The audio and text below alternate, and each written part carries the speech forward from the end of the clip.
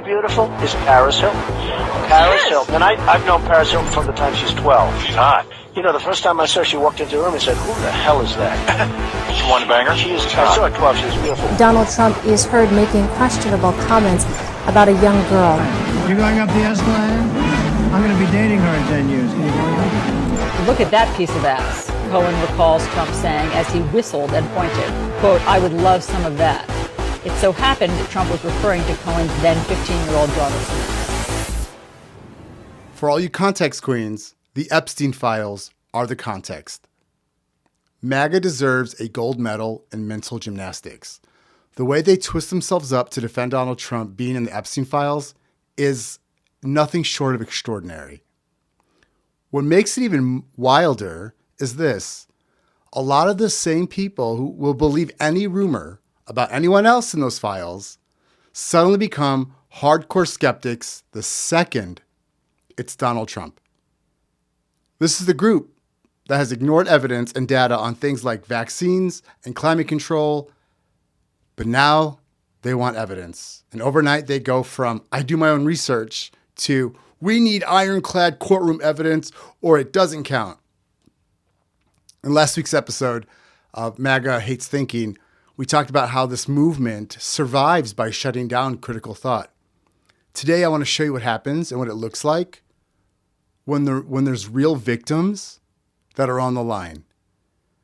Because when you actually look at the Epstein files, so flight logs, court records, victim testimony, these heavily redacted documents, you see something bigger than a single scandal. You see a system that protects the powerful at all costs. Let's talk about it.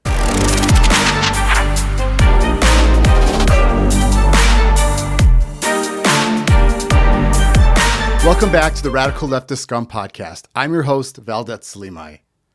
You know, it's wild to think, it's wild to realize that the fall of democracy in the United States, this oil grab in Venezuela, the genocide of Palestinian people, our entire political and social and even our global landscape are all tied to the same thing, the Epstein files. Everything is tied to the Epstein files. Everything we know has been shaped and influenced by the Epstein files and the monsters that are in them. Even things like do you remember QAnon and 4chan? This has just been coming out. QAnon were like these, it was like a completely unfounded theory that said that Donald Trump was waging a secret war against, what do they call it? Elite Satan-worshiping pedophiles in government, business, and media. And QAnon believers speculated that this fight will lead to a day of reckoning where prominent people, such as former presidential candidate Hillary Clinton, will be arrested and executed. Do you all remember that? Well, apparently they had the right idea, but they had the wrong fucking people. It has been Trump leading these quote-unquote Satan-worshiping pedophiles and protecting these elite monsters. Friends, this shit is everywhere, and it involves everyone. At this point, we can all safely say our government is compromised. And this whole timeline that we're in is a fucking nightmare. In this episode, I want to walk through 4 things. I want to go through what the Epstein file, what's in the files, and what it actually shows us about power.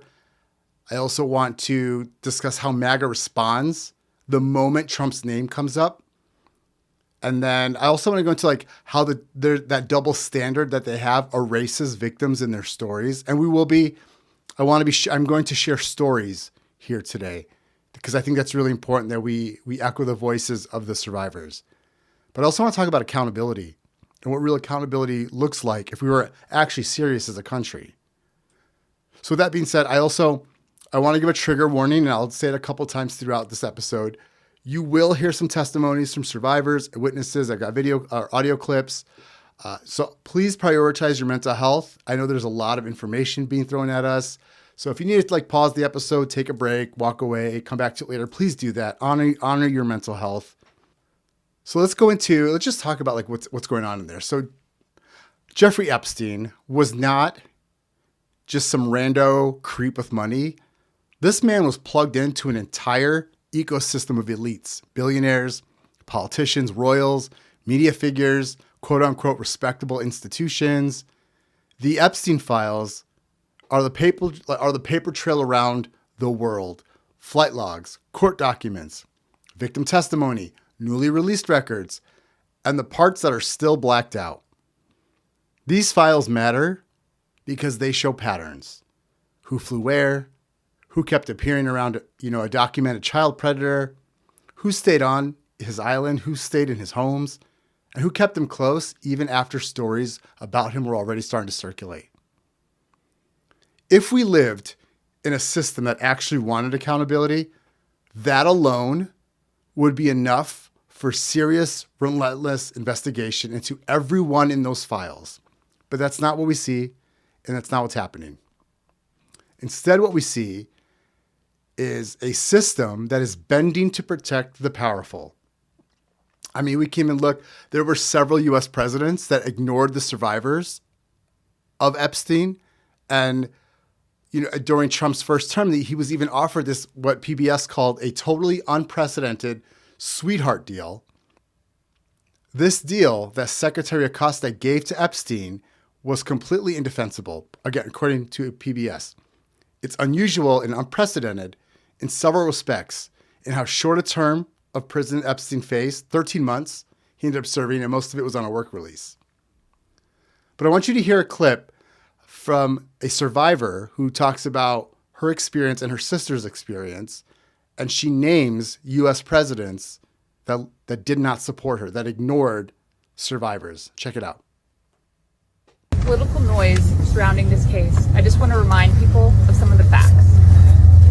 In 1996, when my sister Maria bravely blew the whistle on this group by reporting to the FBI what Epstein and Maxwell did to both of us, they hung up on the phone on her, and there was no follow-up of any kind. Bill Clinton was president. In 2006, the FBI came to us, finally interviewed us, and asked us both to be witnesses against Epstein. We were very anxious, but we agreed. And then we didn't hear back from them due to their infamous sweetheart deal. George W. Bush was president. In 2015, when the DOJ was sent a FOIA request for Maria's FBI files, and they were denied, as they have been many times, Barack Obama was president. In 2019, when Epstein died in prison due to either negligence or foul play, Donald Trump was president. In 2023, Maria's attorneys sent a letter on her behalf to the government requesting an investigation into the repeated law enforcement failures in this case, similar to what was done in the case of Larry Nassar. They declined to do so. Consequently, my sister filed notice that she would be suing the government for failing to uphold its legal, ethical, and moral duties in this case. Joe Biden was president. This year, after campaigning on a pledge to finally release the files, under Trump's second presidency, the DOJ announced they were closing the investigation into Epstein's co-conspirators, and then transferred Ghislaine Maxwell into a prison camp, where it is well documented that she is receiving special treatment. This is not an issue of a few corrupt Democrats or a few corrupt Republicans. This is a case of institutional betrayal. Because these crimes were not properly investigated, so many more girls and women were harmed. My sister, because of her bravery, was repeatedly threatened and lived in fear, with dire consequences for her health and her career. 30 years later, even as oceans of allegations and obvious truths have emerged, the government has still not chosen transparency. This is why we have all come together as one united voice to demand the release of all the Epstein files and to finally bring the truth out of the shadows.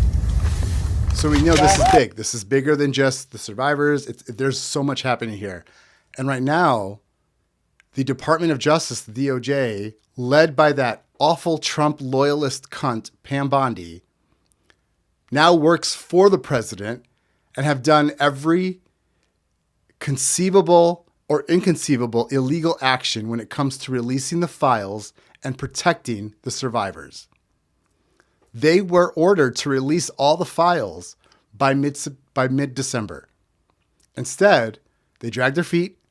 Now, they eventually released some files, but they were so heavily redacted, it was almost offensive. Like, they worked overtime to redact Donald Trump's name. And then in the recent files that they released, for some reason, the Department of Justice redacted Trump's face on at least one document, which was a photo of him at a podium. So, like, what the fuck? But think about that. Remember they said that this is the administration of transparency. I think Caroline Levitt said that, KKK Carolyn. And we're told that, you know, we're in this great war for transparency and truth. And here we are. The state is out here censoring the face of a president in the middle of a child abuse scandal. Instead, what they did, though, is they released the unredacted photographs of the children of the victims to everyone in the Epstein files. Those 3.5 million, I think, the victims' faces were shown. So, yeah, that's what you heard me. They basically publicized child pornography of the victims. They did not redact these victims. And they also didn't redact the names of the survivors, but they did heavily redact the names of the powerful people in the files. Like, what the fuck? So they're putting the survivors' real names out there, but they're redacting the names of the powerful when it was supposed to be the other way around.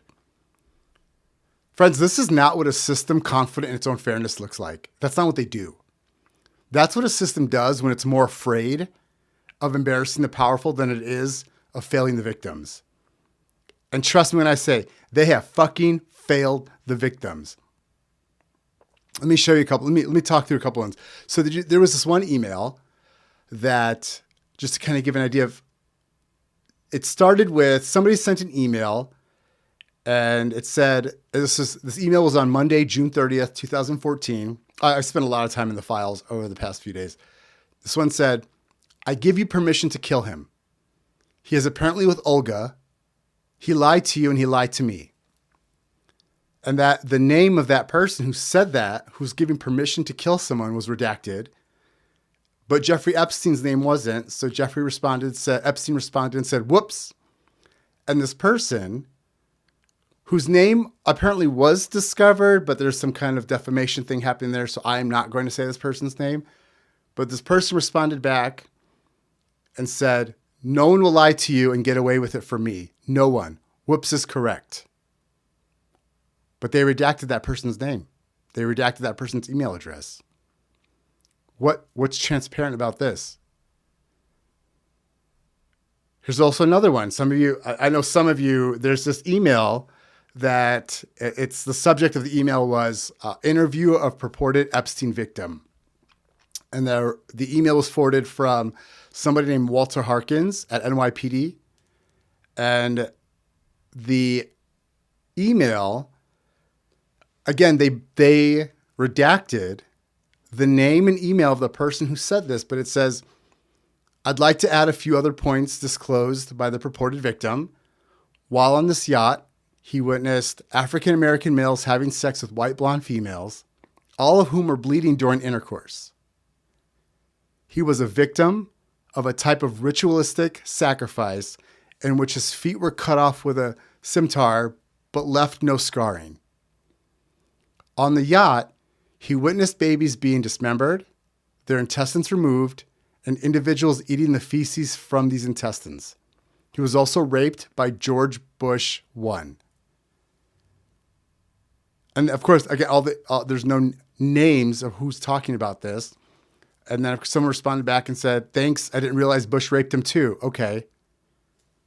But we don't know. We don't know who these people are or what happened. Now, the victim, of course, we want to keep safe, but who the fuck are these people? And think about what you just heard here. Ritual sacrifices, cannibalism, dismembering babies. That is a lot of fucked up, dark, evil, unspeakable shit. It's also consistent with other situations and stories. So I don't know, some of you might have heard of this. I just came across this in my research. So there was Gabriela Rico Jimenez. She was a 21-year-old model, and she was at an Epstein party, and she fled that Epstein party because she saw her friend get killed and people eating flesh off of a human. The last video of her was actually escaping that party. She was arrested, and then she disappeared. No one knows what happened to her. No one's ever heard from her again. And if you look her up, it appears like she's been scrubbed from the internet. But the release of the Epstein files has brought attention back to her. Now, I am going to play the clip of the last video of Jimenez. Now, it's in Spanish, but I will share what she said after because it was also a translation. I just really want you to hear, her voice. So here it is. ¡Comieron humanos! ¡Asquerosidad! ¡Comieron humanos! Yo no estaba enterada de nada. Que había, o sea, de los asesinatos sí, pero que habían comido humanos. ¡Humanos! That's so hard to hear. I just. So let me tell you what she said. She said, "They ate humans. Disgusting. They ate humans. Disgusting. They ate humans. I wasn't aware of anything. I mean, about the murders, yes, but that they had eaten humans? Humans? It smells like human flesh." I hope one day there is justice for this young woman. As you can see, this is so much bigger than just files and a file dump. Victims and survivors have been coming forward and sharing these things for years. We've heard from survivors like Sacha Riley, who have been telling their story for a long time. They've been trafficked since their early youth, sexually assaulted, physically assaulted, raped, witnessed to murder, and forced into child pornography and more. They have seen things that are just unspeakable. And they just recently did an interview with someone named Lisa Noel Volding, and that the audio was made public on YouTube. And I'm going to share a couple of clips with breaks between each one, but I want to share some really main points from the hours of interviews. So the first one's going to be to get an idea of what they experienced. The second one will give you an idea of, who they saw in some of these environments. And then the third one will be their experience with Donald Trump. I cannot emphasize this enough. This is absolutely trigger warnings for all three of them. So here's the first one. Okay. Is there anything else you think would be helpful to talk about right now about then? The time frame? That was the first time anyone had ever mentioned to you anything about the films other than when you were involved in filming? Is that accurate? Yes. Okay. Yes. The first time that I can recall anybody that it ever coming up, I always knew that they were, that the films, at least one or two of them were out there. I don't even know how many times I was filmed. But I can tell you that some of them are extraordinarily horrible. I can give you one instance where they were filming us. It was me and a girl that I knew that I had been trafficked with in other venues. And while we were filming, they came in and shot her in the head. So killed her, obviously. So that would be... Was that the runaway? That was another girl, and I can't even remember her name. Yeah. The runaway was tortured to death in a duplex in Enterprise, Alabama. My parents did that, and that wasn't on film, not her being tortured, but that was that black girl that I'm telling you about that later on Michael Bayless had talked to me about. But they went and got her because they were afraid that this was after the investigation in Tennessee, and they were afraid that they would go down for child pornography. So they were wanting to kill her, and then they were wanting to get rid of me via an accident, but they couldn't because they had already tried to kill me several times. They had the incident in Texas involving the Chevy van. There was another instance in Texas where my dad threw me into the middle of a pool and said, sink or swim. And somebody saw it and called the sheriff. So there was a police report on that. And then there was a third instance in Texas where my dad threw me down a flight of stairs. So I can't even imagine. I couldn't even begin to imagine what that was like to just experience something so, I don't know what the word is for that. But it just gets worse. So I want to show you the second one. Some prominent names will be named, and we'll talk about it. So here's the second one. So you can't talk about the abuse that they did to you. If they want you to be a legacy victim, somebody that they can use in the future, well, then they've got to get you on tape doing monstrous things to other people as well, because now they have the leverage to keep your mouth shut. Yeah, no, and you know what? You're exactly right. That's exactly the tactic. And the tactic is insidious because have you ever heard of the torture technique a lot of occult practitioners use? It's called inversion torture, inversion magic. Isn't magic. Sorcery is just smoke and mirrors, nonsense, deception techniques. But it's sort of inversion technique where to try to linguistically manipulate the victims, to try to get the victims in a position where the victims doubt whether the victims, are good or not. Absolutely. And I think that's the case with a lot of the Republicans you mentioned. Like you said, Clarence Thomas and Lindsey Graham were at these parties. You can't remember if Lindsey Graham and Clarence Thomas participated. And it's sort of a question of, did they participate? Were they blackmailed because they were there, attended the parties, but they didn't participate? Can you tell me much more about Clarence Thomas and Lindsey Graham? I know the least about him. The only reason that I can remember him is because he was a black man. And I'm sorry, but that club is pretty much just white folks. So having a black person there was very unusual. So he stood out. But the only thing that I can really say is that I remembered him being there. And then I remember what a big deal it was in our household when he got confirmed onto the Supreme Court. Yeah. Because my dad was excited about that because of how high up he was. Now, I can't swear. I may have been assaulted by Clarence Thomas, but I cannot swear to that.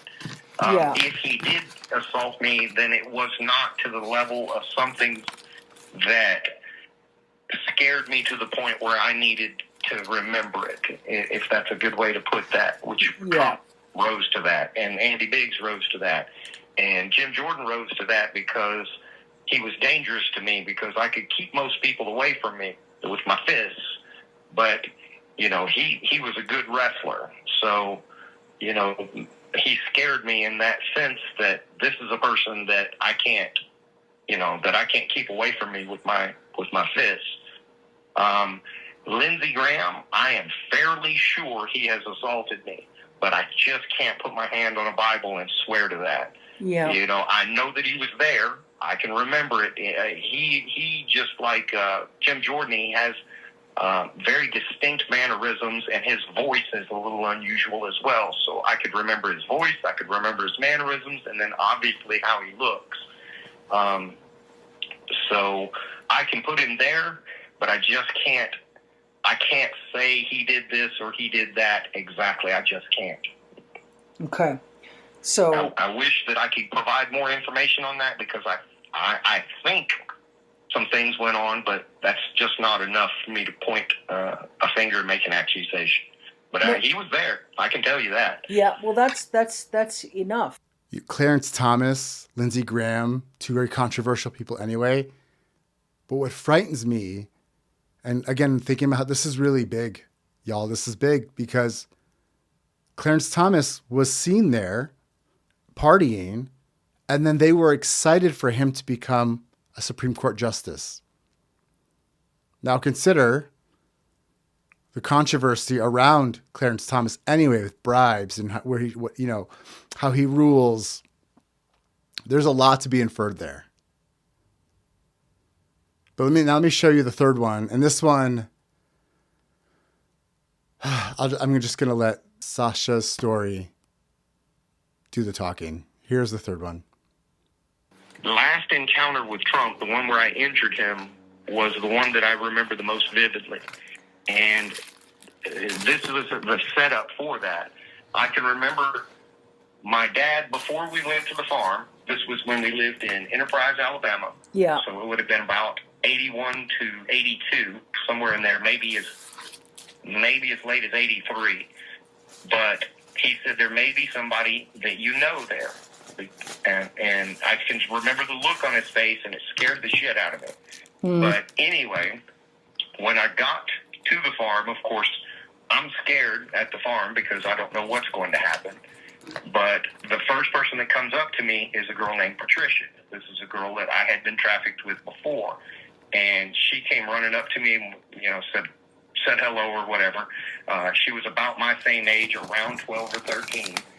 And I can remember my dad saying, well, why don't you guys go run off or whatever and have fun. And I can remember not knowing what to do in that instance because, these parties weren't for me. I wasn't.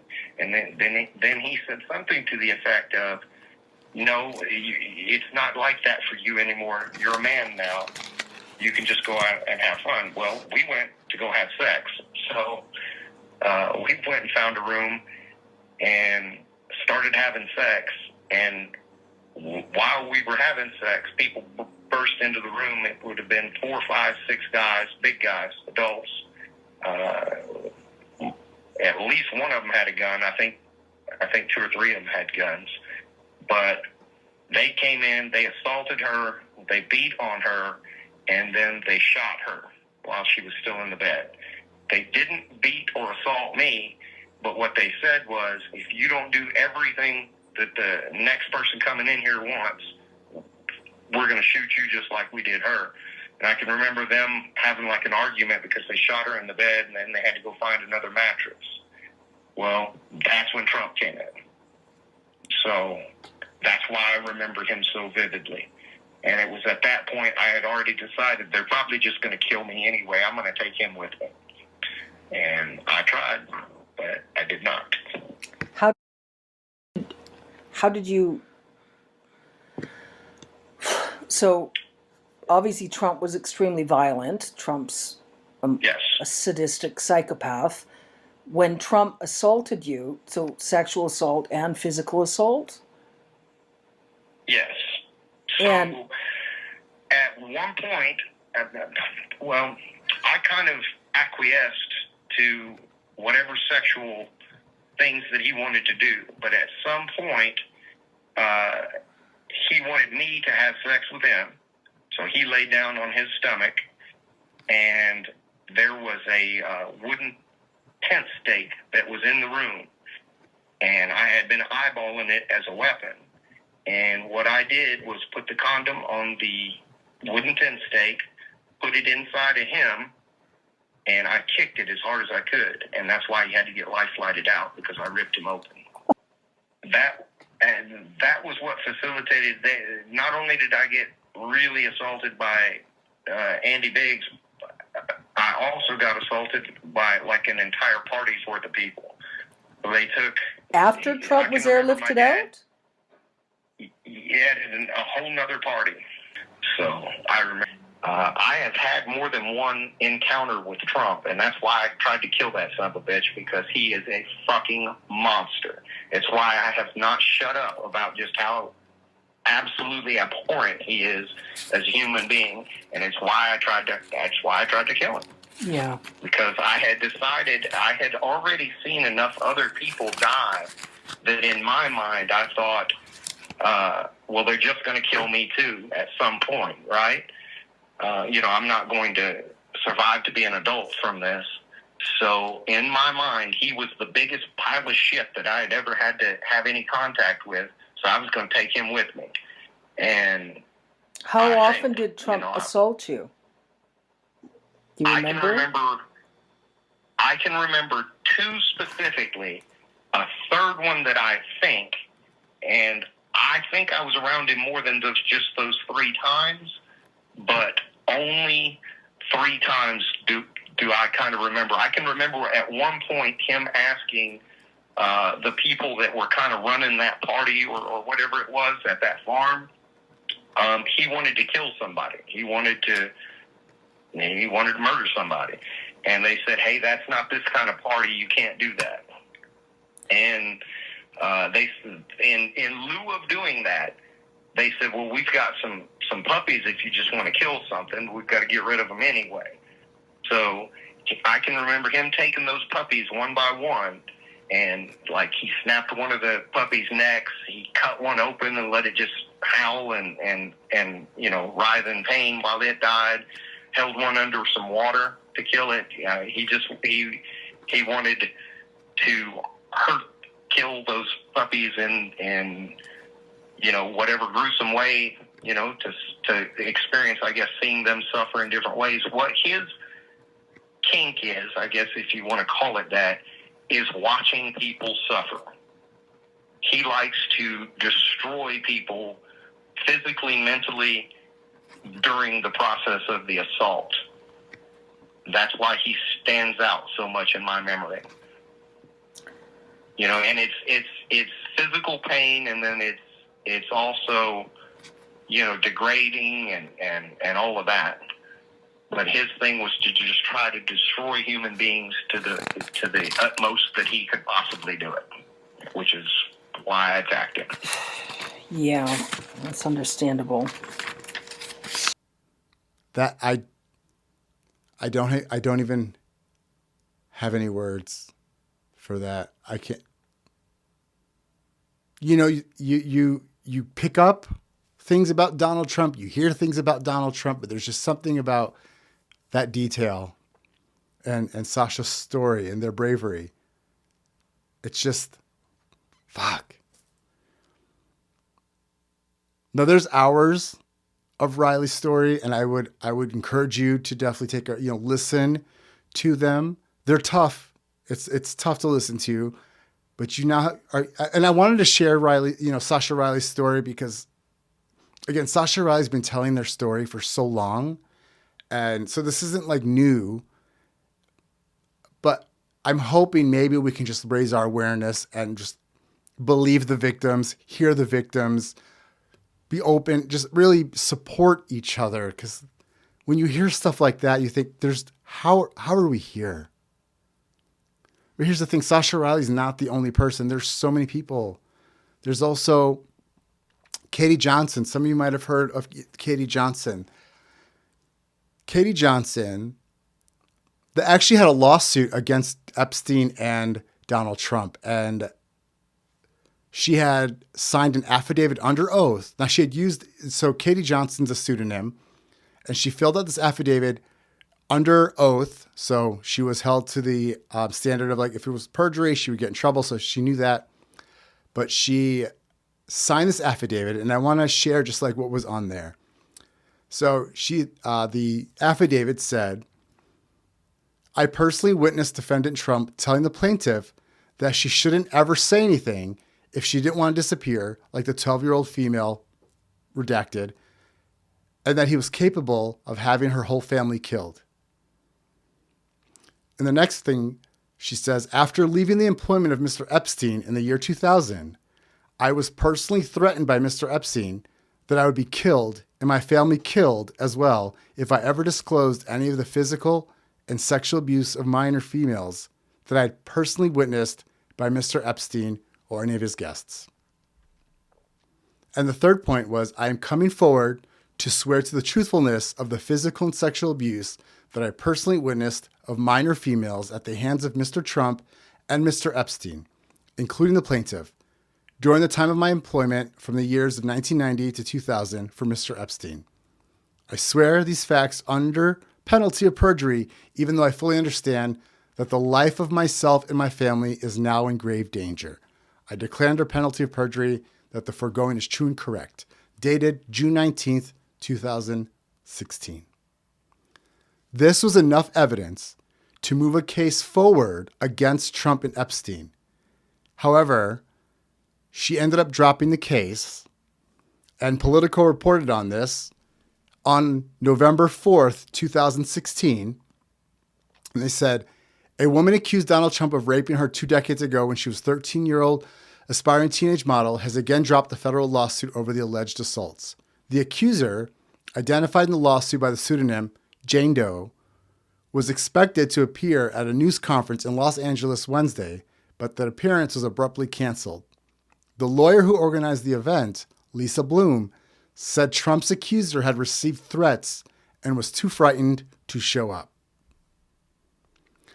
Do you all remember what else was happening in November 2016? Yeah, the presidential election between Donald Trump and Hillary Clinton. Isn't that some interesting timing, huh? Now listen, I want you to remember Sasha Riley and Katie Johnson because I'm going to come back to them shortly. But as you can see, this isn't just about Epstein himself. Which details make it into the public record and which disappear into sealed documents? Whose names get repeated on every front page and whose names quietly vanish? Whose faces do we see in mugshots and whose faces are we not even allowed to see on paper? Underneath all of it is exactly what you'd expect from capitalism at the top. If you've ever thought capitalism explains why today's elite work so hard to protect their status and power, the Epstein story is your exhibit A. If you're rich and connected enough, the system doesn't just accidentally shield you, it actively bends around you. Rules soften, cases stall, documents get redacted, headlines are softened. What would destroy a normal person's life becomes complicated and clear or unclear once it touches the right people.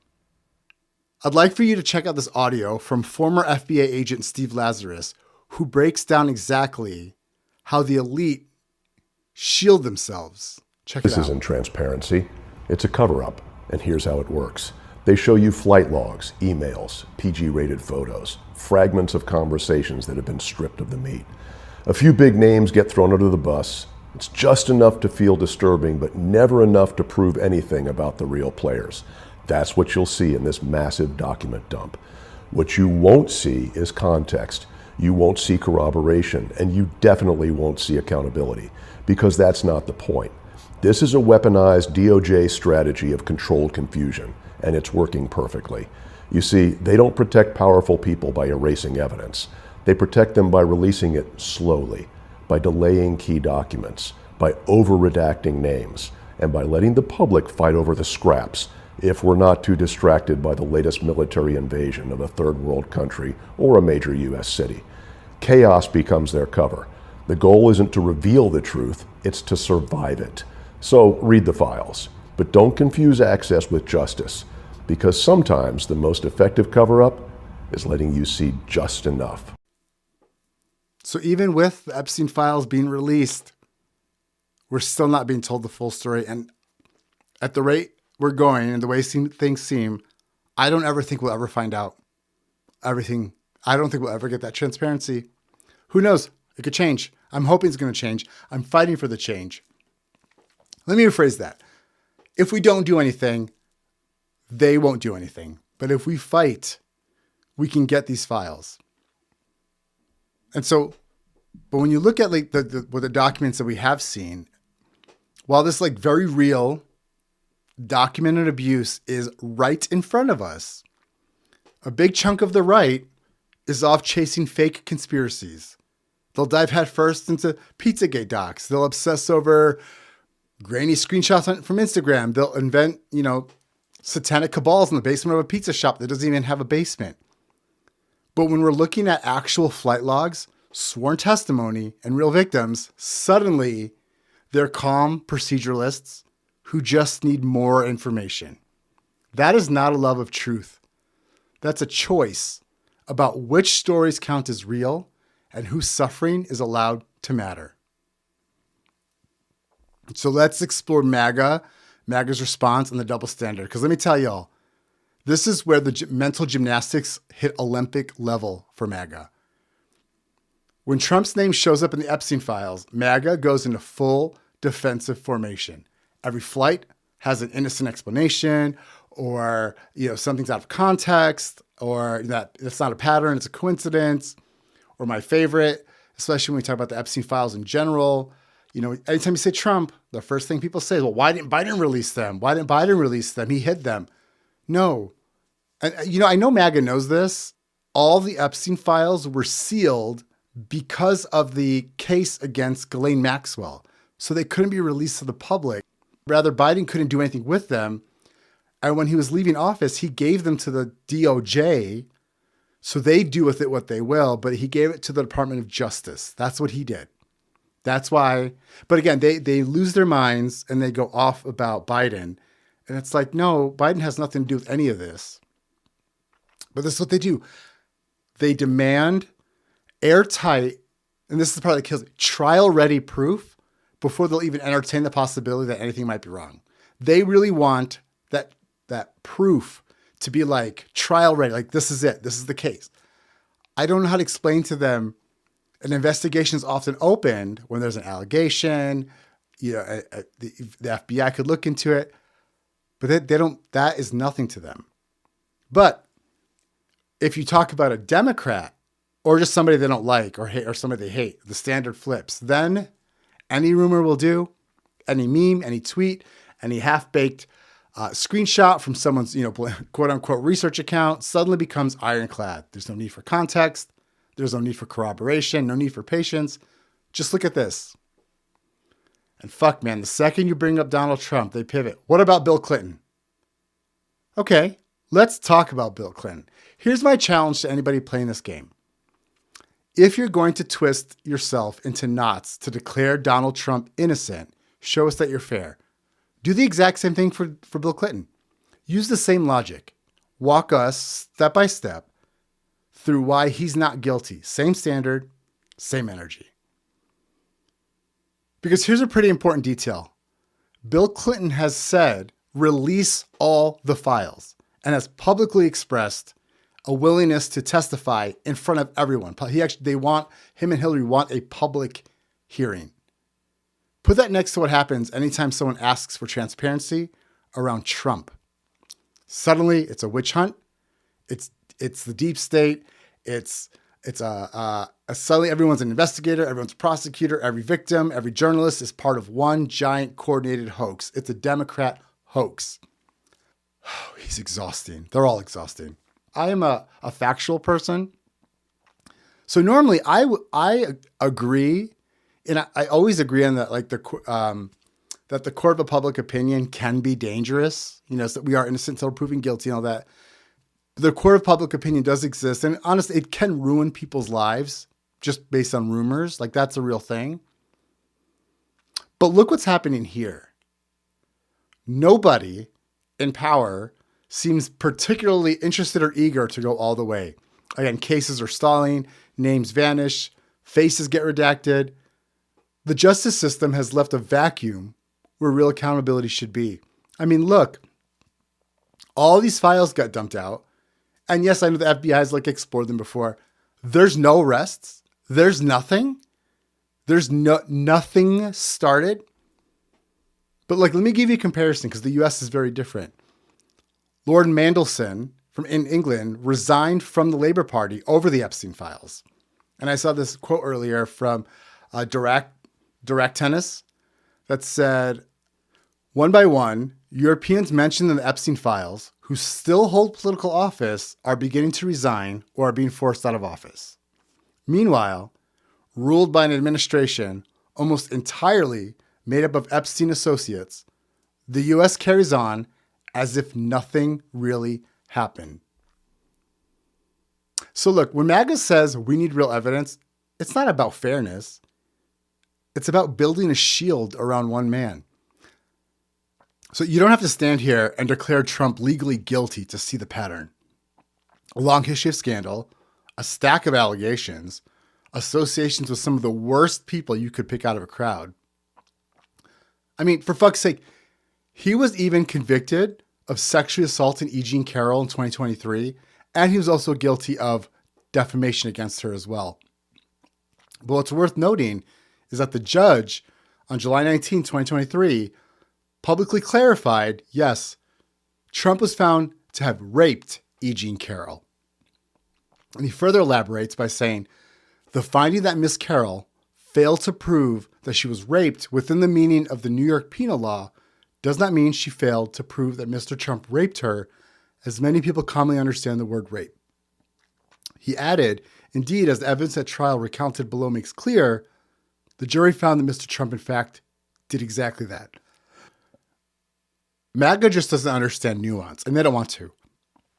He raped E. Jean Carroll, and the jury found that he did just that, but they argue like actually this one guy on Instagram thread said, quote, he was convicted of sexual assault in a civil case where not as much evidence is needed.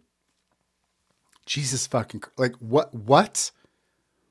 That's how hard they'll like bend their minds for him.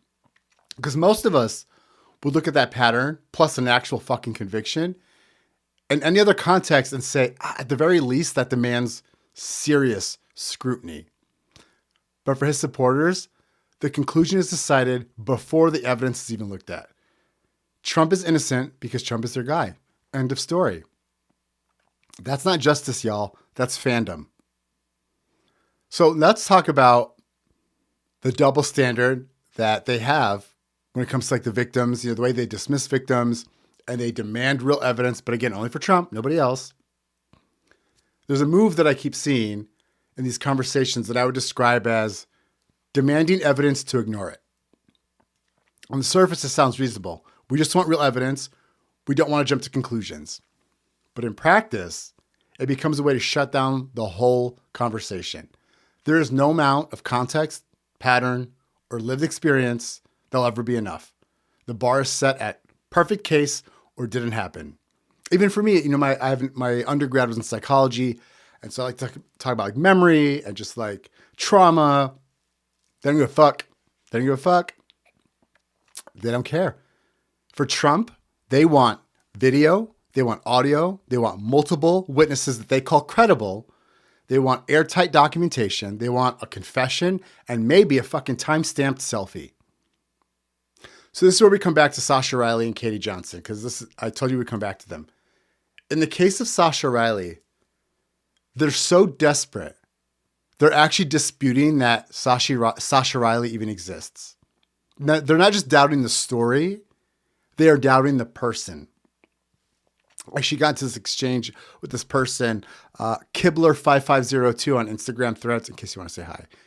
And I asked, well, I'll tell you what. So we were talking about evidence, and I said, you advocate for the witnesses who said they didn't see Trump do anything inappropriate, but then call witnesses who said they did see or experience inappropriate behavior, like Sasha Riley, a nutcase. That's a disconnect. This person responded back and said, there is no evidence that Trump did anything inappropriate. So yes, I believe the 9 victims corroborated statements. There is no evidence supporting the identity or claims of Sasha Riley. The allegations are unverified and unsubstantiated. So then I asked, which is my favorite question to ask, then why hasn't Donald Trump sued Sasha Riley for defamation of character for those allegations? Like he just threatened Trevor Noah for making a joke about him at the Grammys. And then this person responded back and said, you'd have to ask him. Hard to sue someone who's, quote, not a verified real person, end quote. And then they put in parentheses AI. And they said, Trevor Noah making a joke about Trump going to Epstein's island is defamation.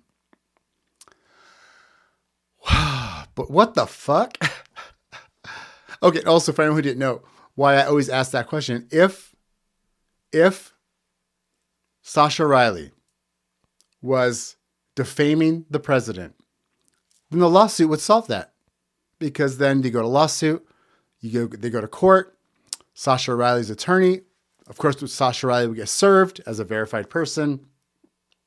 But then the discovery phase would allow Sasha Riley's attorneys to have full access to all the Epstein files, unredacted. But Trump knows. Pay attention to who he sues and who he doesn't, and who he threatens to sue and who he doesn't. Anything that will put him into discovery with the Epstein files, he avoids. And he has not sued anybody who has accused him of assaulting them. I also want to point out, Sasha Riley is a real and verified person. So listen to this audio from this YouTuber, Green Neighbor Policy Watch, who helped shed light on Riley's identity. So the video will be linked in the description as well. Over the past few weeks, the testimony of U.S. Army veteran William Sasha Riley has circulated widely online. These claims are serious. The allegations are disturbing. Today, I'm not attempting to decide what is true or false. Rather, I'm going to establish a timeline and show what documentation currently exists that corroborates parts of William Sasha Riley's story. In September of 2021, Riley publicly posted a list of items they said would corroborate their claims, including medical records, CPS involvement in multiple states, police reports, witnesses, and adoption documents. This matters because it shows that these claims were being made years before the current viral attention, not retroactively. Independent researcher Sue Sell has done a great deal of work to verify that William Sasha Riley is a real person, and that work has paid off. Right off the bat, we have court-filed adoption records from Greene County, Tennessee. These documents show that a child originally named Manuel Sasha Barros was born on June 23, 1973 in Germany. He was legally adopted and renamed William Sasha Riley in 1978. This independently corroborates Riley's claim regarding adoption, original identity, and birthplace. Sasha has had multiple known aliases that are consistent with name changes over time. During his childhood and his military career, they went by the name William Sasha Riley. Today, their social media accounts indicate they go by the name Sasha Barros. Minor traffic citations from the late 1990s further confirm real-world presence and continuity, something that is rather difficult to fabricate retroactively.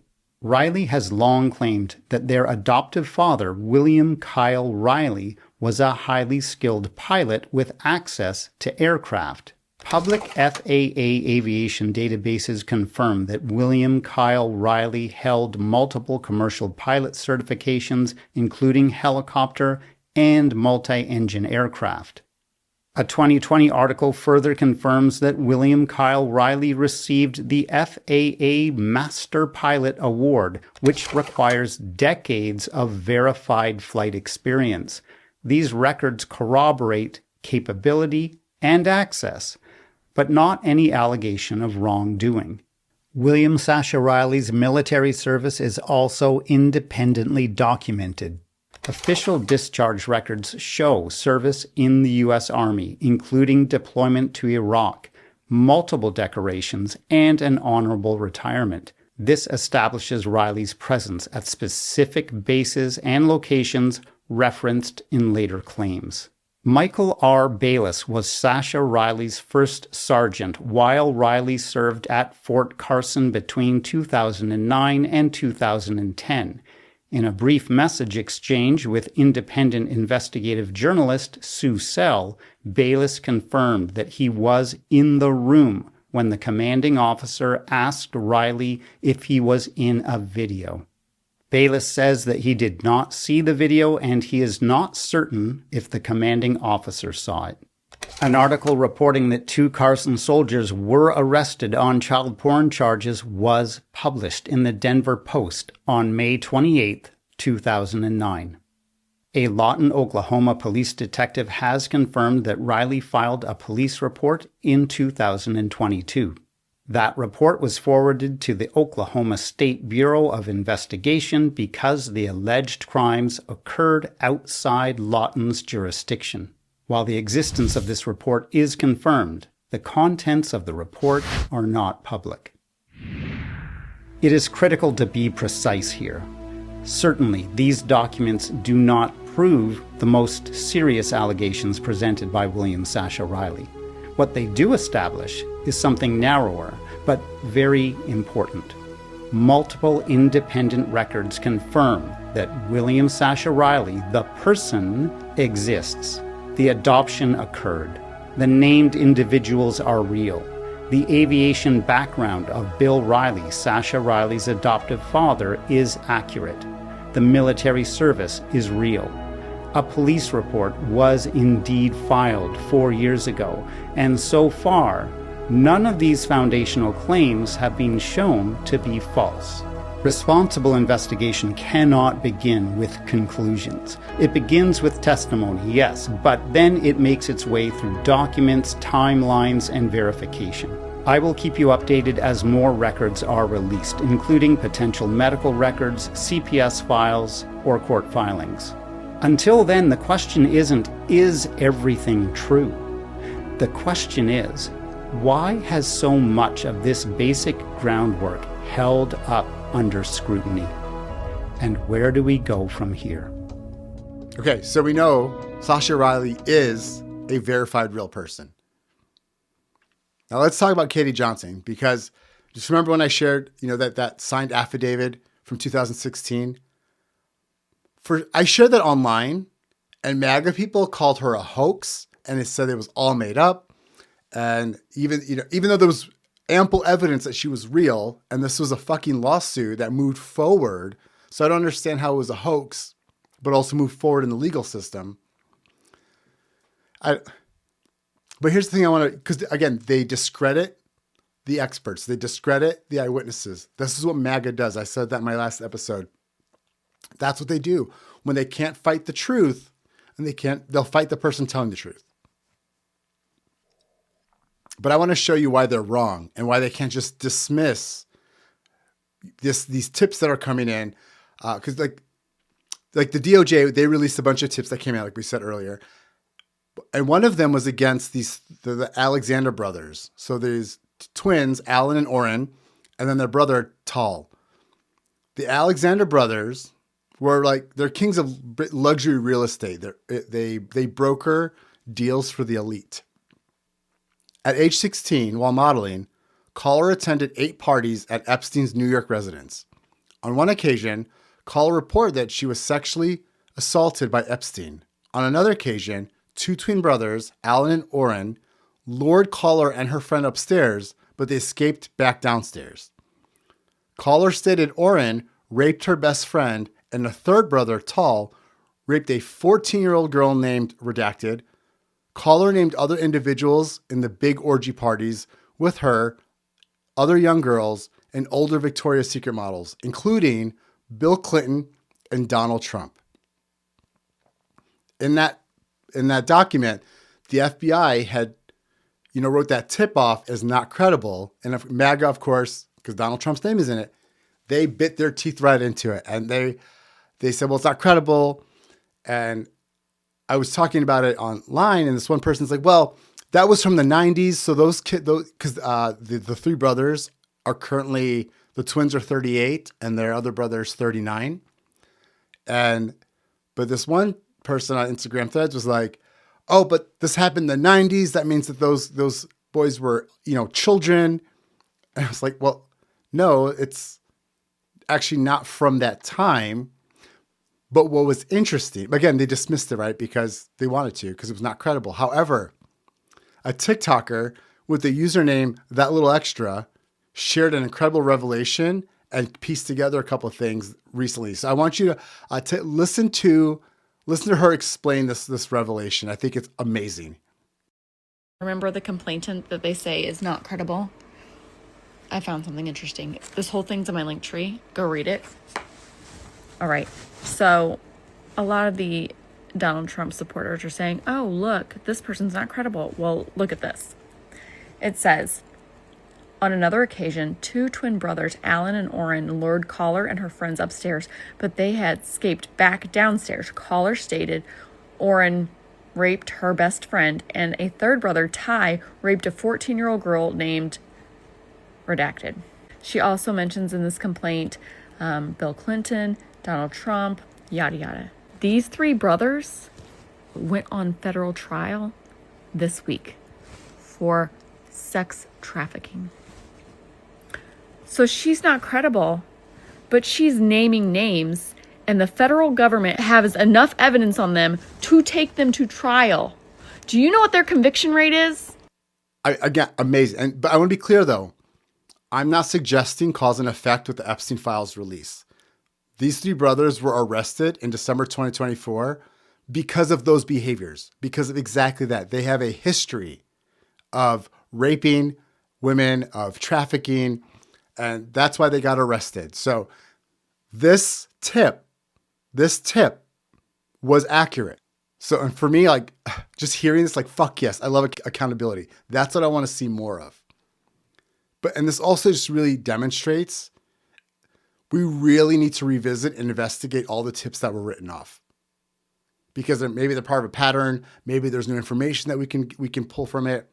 But like, we have to do something with it.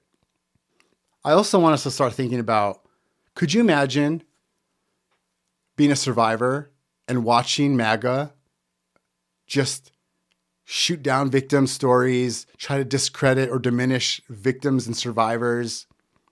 You see victim stories mocked or picked apart the second they even brush up against Trump. Their memories are dissected, their motives are questioned, their trauma is treated like a political stunt. And then you watch some of those same people instantly believe any accusation that points out the other side. Something that, again, because MAGA they struggle with nuance. We know from childhood trauma research that disclosure is almost never neat. People delay coming forward, sometimes for years. Memories can be fragmented. Shame and fear twist how you talk about it. Power imbalances and grooming blur what even counts as consent. And then also remember, for people like Sasha Riley, they were drugged a lot of the time. So drugged. For a lot of the victims, especially children, you have to consider that as part of their experience. And so people like Sasha Riley and others who work with survivors talk about how rare it is to have a perfect case. A tidy, linear story with flawless evidence is the exception, not the rule. I'll also tell you from a psychology perspective, even without any of these things, we don't remember things as they happen. None of us do. On our best day, we just play back what we think happened. But for trauma lives a little bit differently. It's a different part of the brain. We experience it differently. But so it's important to recognize we have to believe, because that's the thing I don't get. You know, people are like so quick to diminish the victim. Why would somebody lie about something so, like Sasha Riley? Why would Sasha Riley lie about their experience? Like that, it's a very detailed, it's dark. For what? For what? When you design your standard of proof so that it's technically pro-evidence, but practically impossible to meet, what you're really doing is building a system where almost no victim can ever be believed, at least not if accusing the wrong person. So y'all, this isn't just about Epstein. It fits a pattern that we've seen over and over. The same crowd that shrugs at ICE ripping families apart loves to weaponize a single fucking crime to smear all immigrants. The same people who won't look at mountains of evidence of state violence are suddenly data nerds when it's time to defend police shootings. They'll ignore Palestinian children killed in airstrikes, but obsess over a fucking broken window at a protest. They overpolice the powerless and underpolice the powerful. The Epstein files are just one more place where that rule shows up. Victim stories diminished, power protected, and a movement that only cares about real evidence when it helps their team. So where does that leave us? Now, for me, it's pretty simple. I want everyone in the fucking Epstein files investigated if they're found guilty and imprisoned for life. I don't care if they're a Democrat, Republican, a prince, a tech billionaire, a TV host, or someone that I've had a fucking poster on my wall since when I was a kid. If you participated in this shit, you should lose everything. This is not left versus right, y'all. This is power versus accountability.